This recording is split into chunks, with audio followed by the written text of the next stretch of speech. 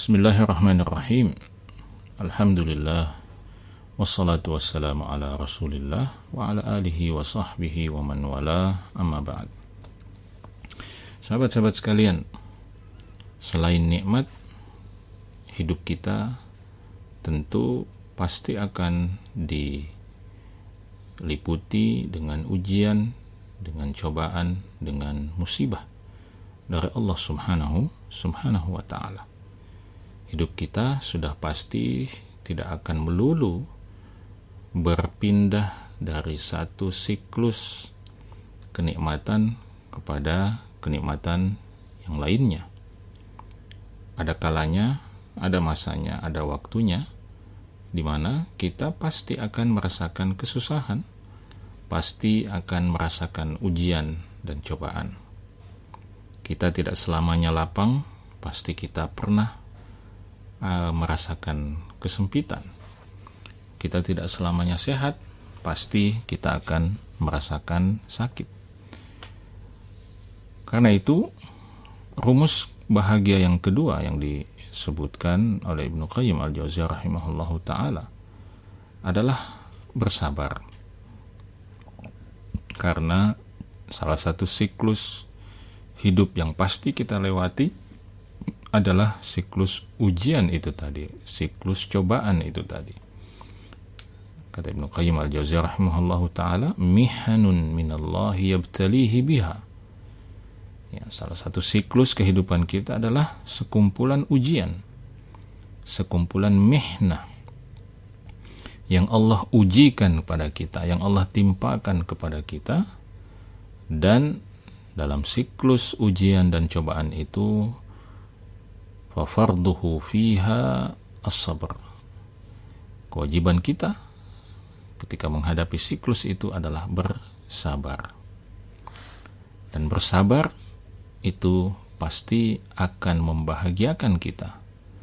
Sabar akan menjadi jalan kebahagiaan kita apabila kita menjalankannya dengan sebaik-baiknya, sesuai dengan yang semestinya. Nah, bagaimana cara kita untuk bersabar dengan cara yang benar, ya, sebagaimana yang diinginkan ya, oleh Allah subhanahu wa ta'ala. Ibnu Qayyim al-Jauziyah rahimahullahu ta'ala kembali merumuskan ya, ada 3 hal yang harus kita penuhi agar kemudian sabar kita itu menjadi sabar yang membahagiakan. Ya, sebagaimana syukur juga memiliki 3 rukun, 3 pilar, maka bersabar pun memiliki 3 pilar, kata Ibnu Qayyim al-Jauziyah rahimahullahu ta'ala. Rukun atau pilar sabar yang pertama, kata beliau, adalah habsun nafsi anit tasakhuti bil maqdur. Habsun nafs, menahan jiwa, menahan diri, menahan hati. Anit tasakhuti bil maqdur, menahan diri untuk tidak marah, tidak benci, tidak kecewa dengan al-maqdur, dengan apa yang Allah takdirkan untuk kita. Menahan diri untuk tidak marah, tidak kecewa dengan apa yang Allah takdirkan kepada kita.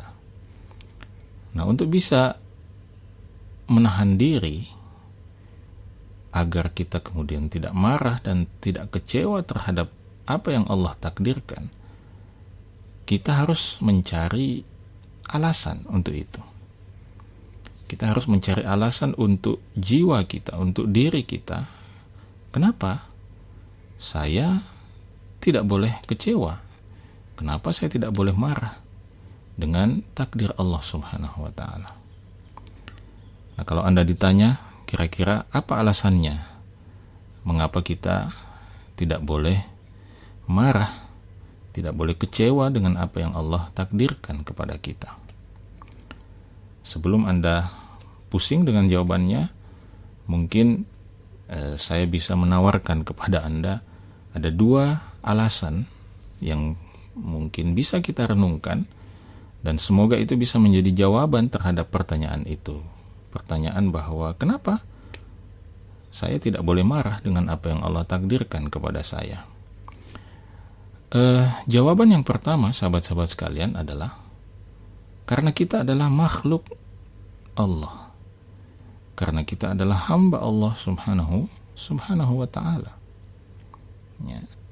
Alasan kenapa kita tidak boleh kecewa dan tidak boleh marah terhadap apa yang Allah subhanahu wa ta'ala takdirkan kepada kita adalah karena Allah subhanahu wa ta'ala adalah pencipta kita. Allah adalah pengatur segala kehidupan kita. Allah adalah pemberi karunia atas semua kehidupan kita. Allah adalah Rabb kita. Dan kita adalah hambanya. Kita adalah makhluknya. Ya. Kita adalah makhluk ciptaannya yang secara nalar dan secara logis kita tentu tunduk kepada apa yang Allah subhanahu wa ta'ala kehendaki, apa yang Allah subhanahu wa ta'ala inginkan dari kita. Ya. Kita tidak usah berbicara jauh. Ya, permisalan yang akan saya sebutkan ini sama sekali tidak bermaksud menyamakan Allah subhanahu wa ta'ala dengan makhluknya. Ya, karena walillahil mathalul a'la. Tidak, ini bukan menyamakan Allah dengan makhluknya, tetapi permisalan yang akan saya sebutkan ini sekedar menjadi sebuah pendekatan untuk kita bisa memahami konsep ini secara lebih dalam. Ya, dalam relasi kerja kita, ya, kalau Anda seorang pegawai, apakah pegawai negeri ataupun swasta, dalam banyak situasi dan kondisi kita sering berada dalam posisi bawahan yang harus mengikuti apa yang menjadi arahan dari atasan kita, apa yang menjadi perintah dari atasan kita. Dan seringkali kita merasa tidak cocok, kita seringkali tidak merasa pas dengan arahan dan perintah itu. Ya, tetapi kita tidak punya pilihan, ya. Bahkan kita seringkali tidak punya kesempatan untuk kecewa ataupun marah, karena kita sudah harus melaksanakan atau mengerjakan apa yang menjadi arahan atau perintah itu. Nah, itu dalam tataran relasi pekerjaan kita. Ya, kita bahkan bisa menemukan alasan kenapa saya harus mengerjakan apa yang menjadi arahan atasan saya. Ya, karena kita yakin bahwa atasan kita akan mengarahkan kita untuk melakukan hal-hal yang memang mengandung maslahat untuk kantor kita misalnya, atau untuk institusi kita misalnya. Ini sekedar logika pendekatan. Ya. Walillahil mathalul a'la. Ya, hubungan kita dengan Allah subhanahu wa ta'ala tentu tidak sama dengan hubungan atasan kita.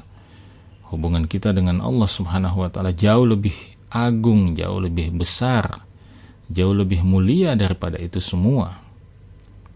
Ya. Sehingga dengan kesadaran bahwa kita ini adalah makhluk Allah yang sepenuhnya tunduk kepada apa yang Allah tetapkan untuk kita, maka itu menjadi alasan mengapa kita harus menahan diri terhadap setiap apa yang Allah takdirkan untuk kita. Nah, jawaban yang kedua yang juga menguatkan jawaban yang pertama ini tadi adalah kita harus meyakinkan diri kita bahwa Allah subhanahu wa ta'ala itu maha adil. Allah subhanahu wa ta'ala itu maha bijaksana. Allah subhanahu wa ta'ala itu tidak mungkin menzalimi hambanya.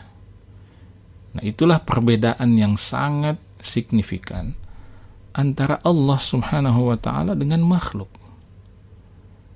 Itulah perbedaan yang paling signifikan antara Allah Subhanahu wa ta'ala Rabbul Alamin, penguasa seluruh alam semesta ini, dengan makhluk-makhluk yang diberikan kekuasaan sesaat oleh Allah Subhanahu wa ta'ala. Itulah bedanya Allah Subhanahu wa ta'ala dengan atasan kita, dengan pemimpin kita di dunia. Pemimpin-pemimpin di dunia, atasan-atasan di dunia, bisa saja, dan itu sudah banyak terjadi, memberikan arahan, memberikan perintah, yang perintah itu sebenarnya juga tidak didasarkan pada pertimbangan yang matang. Perintah itu tidak didasarkan pada perhitungan yang bijaksana. Perintah itu sepenuhnya dikeluarkan dengan sikap otoriter, ya, dengan sikap diktatorik, ya, memaksakan kehendak, dikeluarkan dengan dasar kezaliman yang luar biasa, ya, tidak peduli, ya, harus mengorbankan apa dan siapa dan seterusnya, ya, demi melanggengkan kekuasaan atau demi menyelamatkan kepentingan. Ya, tidak apa-apa bawahan dikorbankan, ya, yang penting atasan bisa menikmati hasilnya. Nah, itulah perbedaan antara Allah Subhanahu wa ta'ala Rabbul Alamin dengan makhluk-makhluk itu.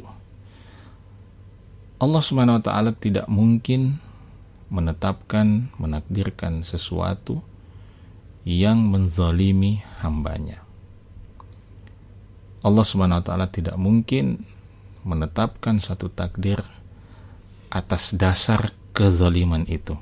Ya, maksudnya, ya Allah menetapkan itu ya karena Allah lagi pengen aja. Karena Allah Subhanahu wa ta'ala ya sedang ingin mempermainkan hambanya. Allah Subhanahu wa ta'ala sedang ingin menzalimi hambanya.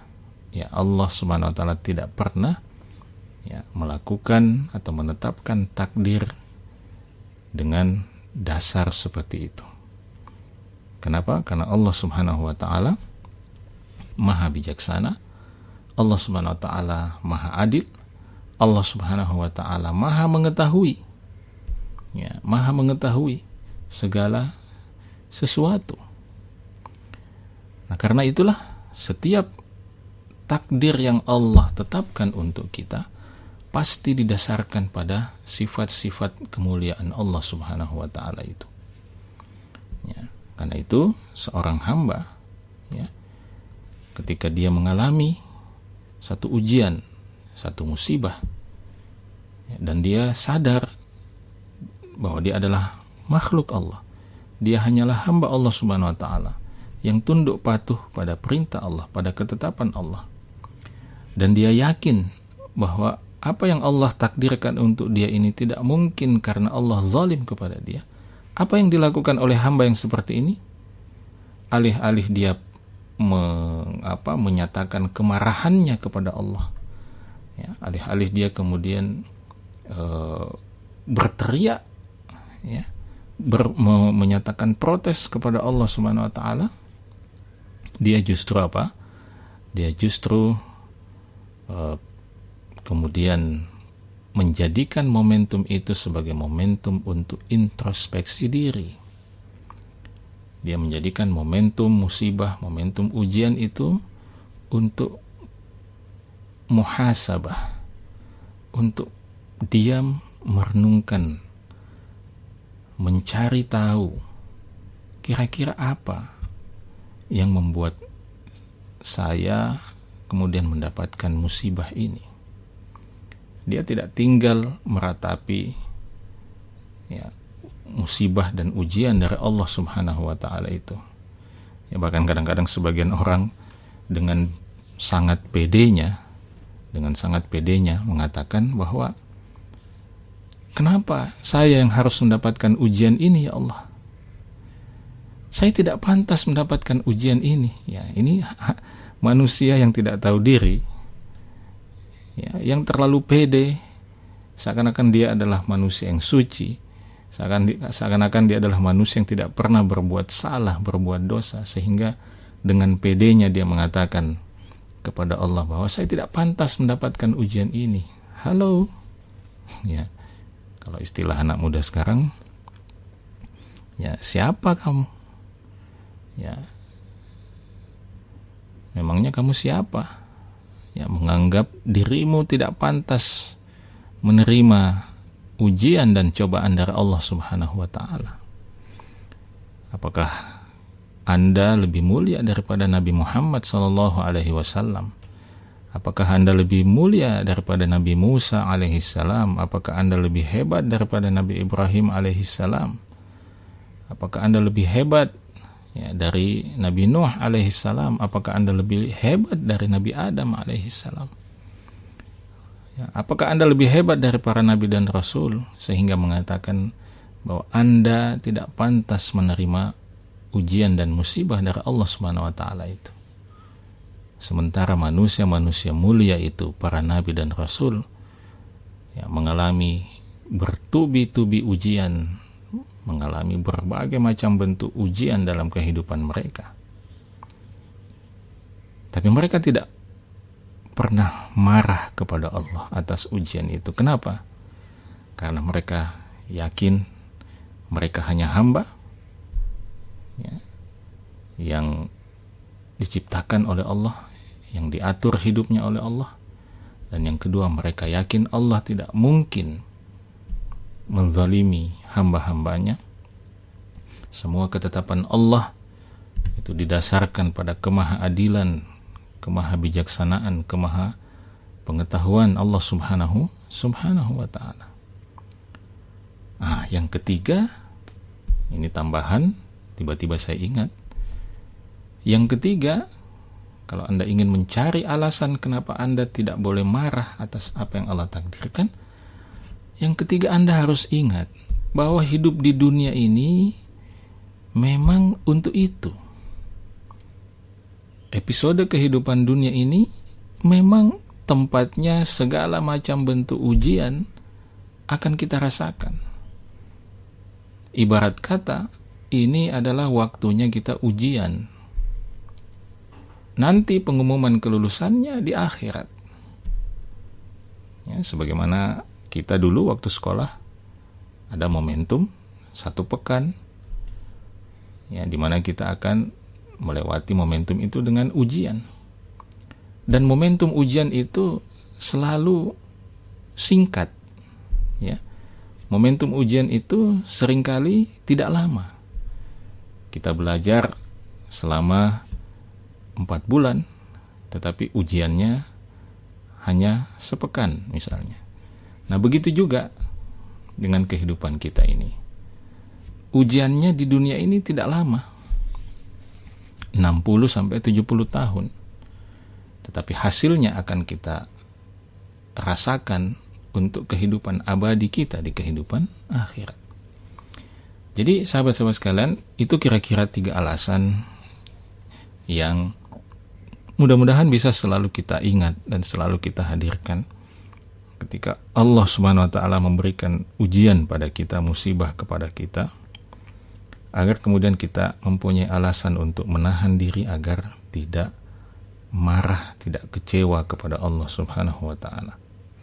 Jadi itu rukun sabar yang pertama. Jadi habsun nafsi anit tasakhuti bil maqdur. Kalau kita sudah berhasil menahan hati kita untuk tidak marah dan kecewa, maka itu akan membantu kita untuk masuk pada rukun yang kedua, yaitu habsul lisan anis syakwa. Menahan lisan kita untuk tidak mengeluh, untuk tidak mengeluh, untuk tidak tidak mengekspresikan kemarahan, kekecewaan itu dengan lisan kita. Seperti yang tadi kita contohkan, sampai mengungkapkan bahwa saya tidak pantas menerima ujian ini. Apa dosa saya? Kadang-kadang kita mengatakan begitu, apa dosa saya? Seakan-akan Anda tidak punya dosa ya. Apa salah saya? Seakan-akan kita mengatakan bahwa saya tidak punya salah. Wah, hebat sekali Anda, ya, sehingga tidak punya salah, tidak punya dosa. Nabi SAW sudah mengatakan bahwa setiap anak cucu Adam itu adalah makhluk yang selalu berulang-ulang kali melakukan kesalahan, melakukan dosa. Jadi menahan lisan kita untuk tidak mengeluh, ya, tidak mengadu, tidak mengekspresikan kemarahan dan kekecewaan, ya, dengan lisan kita.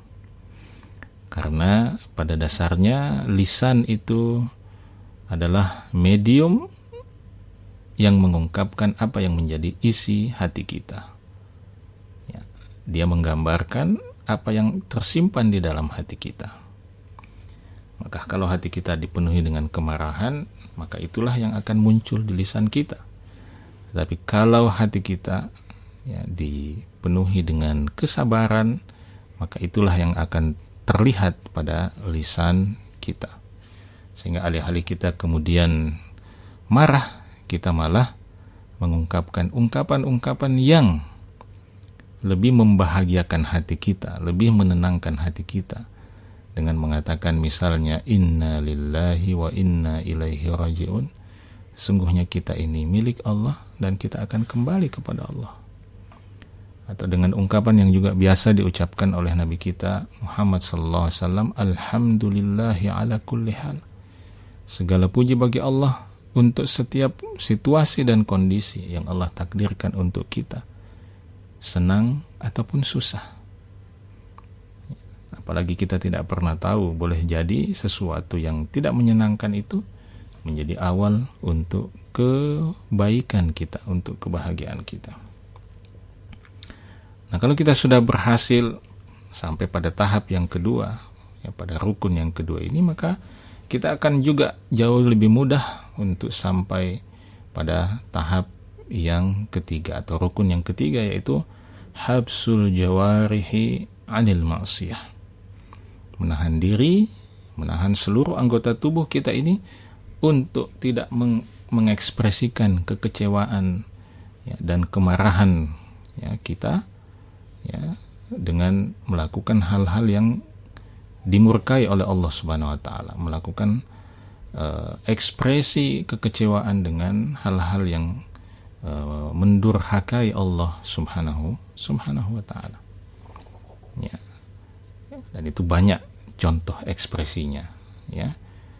Sebagian orang, ya, malah ada yang murtad, ya. Ada yang murtad keluar dari Islam waliyadzubillah. Karena apa? Karena kecewa, ya. Ya, kecewa dengan apa yang Allah takdirkan kepada dia, bukan karena dia menemukan kesalahan di dalam Islam dan itu tidak akan pernah terjadi, bukan karena dia berhasil membuktikan kesalahan Al-Quran atau membuktikan kesalahan sunnah. Tidak. Dia keluar dari Islam karena kecewa. Ya, mungkin Anda pernah menemukan kasus seperti itu, ya. Ada orang yang dia keluar dari Islam bukan karena, sekali lagi, bukan karena hasil riset, hasil penelitian ilmiah yang begitu rupa yang berhasil membuktikan kebenaran agama yang dia pilih dan membuktikan kesesatan Islam. Tidak. Dia keluar karena kecewa.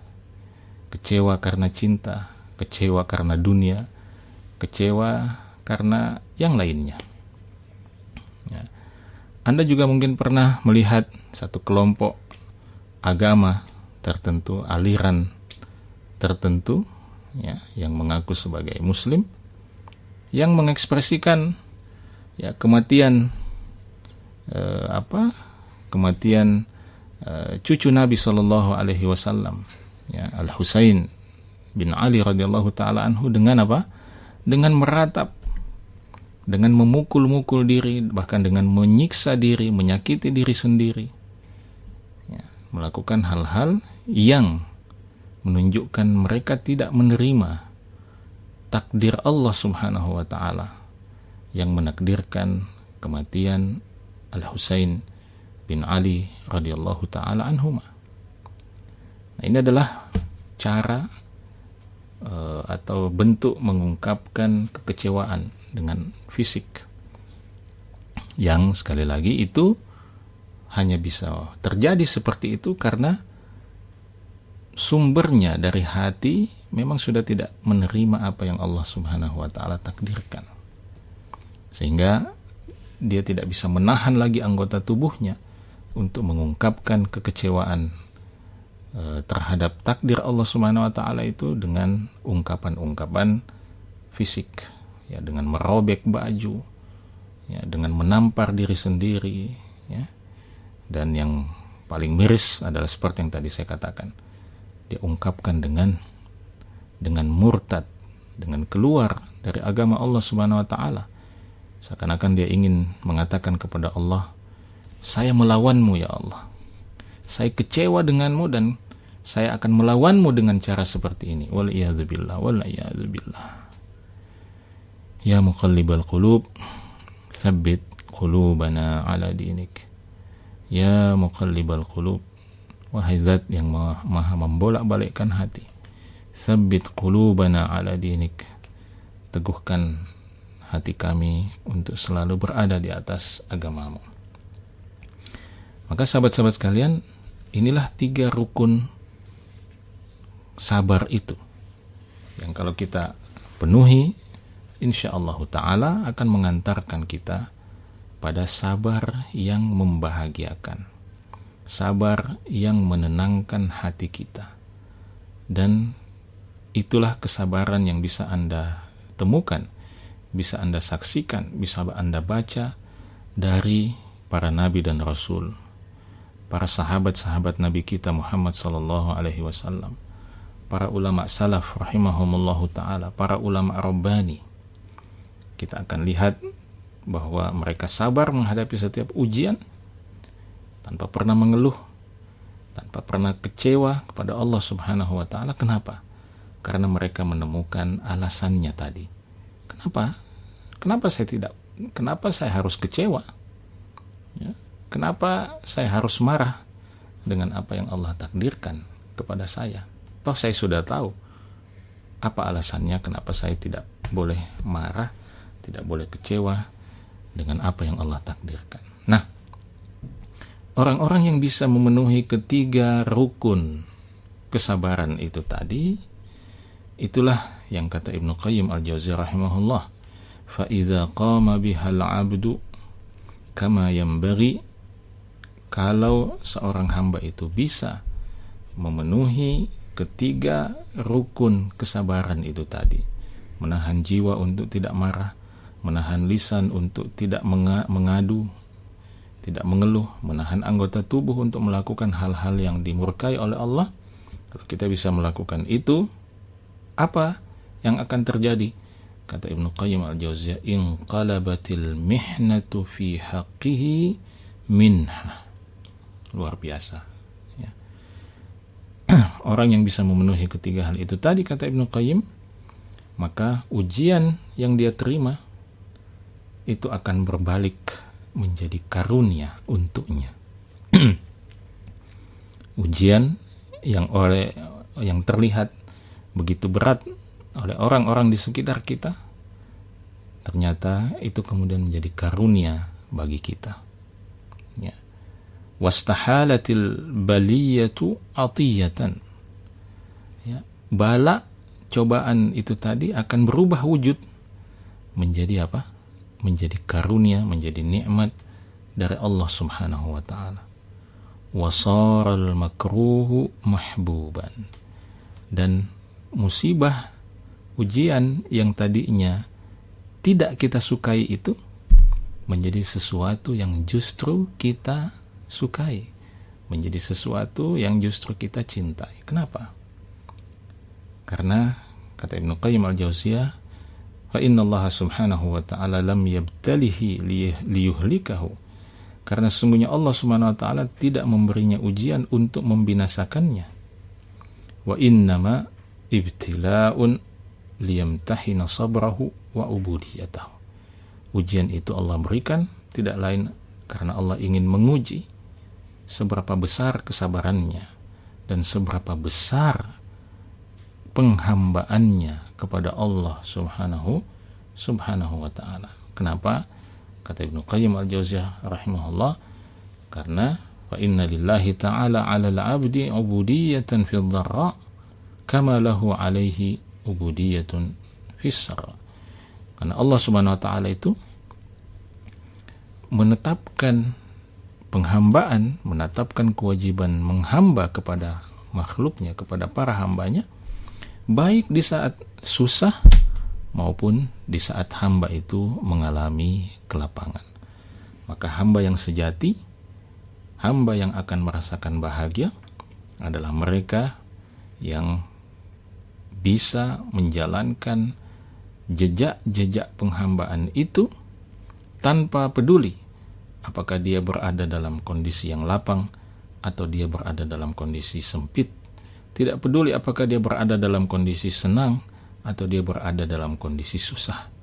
Tidak peduli apakah dia berada dalam kondisi kaya atau dalam kondisi miskin. Tidak peduli apakah dia berada dalam kondisi senang ataupun dalam kondisi sedih. Dalam semua situasi dan kondisi itu, dia tetap menjadi hamba Allah.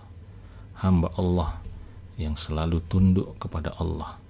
Hamba Allah yang tahu bagaimana menyikapi nikmat, bagaimana menyikapi ujian musibah yang ditakdirkan Allah subhanahu wa ta'ala dalam hidupnya.